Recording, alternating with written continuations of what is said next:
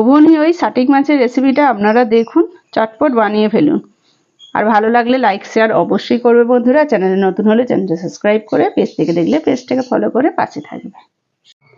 আজকে বাজার থেকে নিয়ে এসেছে এই মাছটা। এই মাছটা তো বলছে সাটিক মাছ। আপনারা কমেন্টে জানাবেন যে এটা কী মাছ। আমারও মনে হচ্ছে সাটিক মাছ, দেখতে কিন্তু সাটিক মাছের মতোই লাগছে। এই মাছেরই খুব সুন্দর একটা রেসিপি বানাবো, আপনারা দেখুন ফুল ভিডিওটা, খুবই ভালো লাগবে। নমস্কার বন্ধুরা, রূপার রান্নাঘর রুজ ভিলেজ ফুডের তরফে আপনাদের সকলকে রইল অনেক অনেক স্বাগত।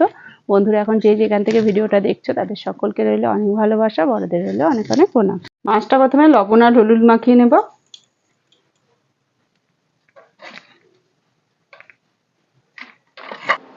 কড়াইতে দিয়ে দিচ্ছি সর্ষের তেল।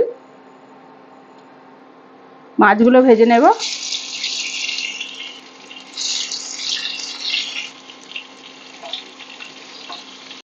মাছগুলো লাল লাল করে ভেজে নিয়েছি, এবারে আমি তুলে নিচ্ছি। তেলের মধ্যে দিয়ে দিচ্ছি রসুন বাটা, পেঁয়াজ কুচি, চেরা কাঁচা লঙ্কা, টমেটো কুচি।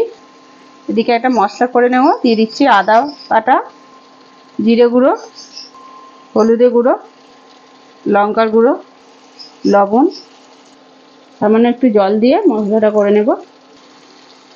পেঁয়াজ ভাজা হয়ে গেছে, দিয়ে দিচ্ছি মশলাটা। মশলাটা ভালোভাবে কষিয়ে নিয়েছি। দিয়ে দিচ্ছি একটু জল। মশলা ফুটে গেছে, খুব সুন্দরভাবে তেলও ছেড়েছে।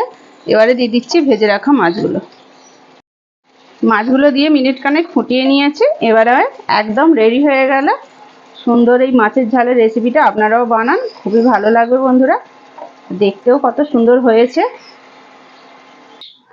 আপনারাও বন্ধুরা এইভাবে বানিয়ে ফেলুন, খুব চটজলদি বানানো হয়ে যাবে। আজকের মতো ভিডিওটা এখানেই শেষ করছি। আবার অন্য কোনো দিন নতুন একটা ভিডিও নিয়ে হাজির হবো আপনাদের কাছে। ততক্ষণের জন্য টাটা, নমস্কার।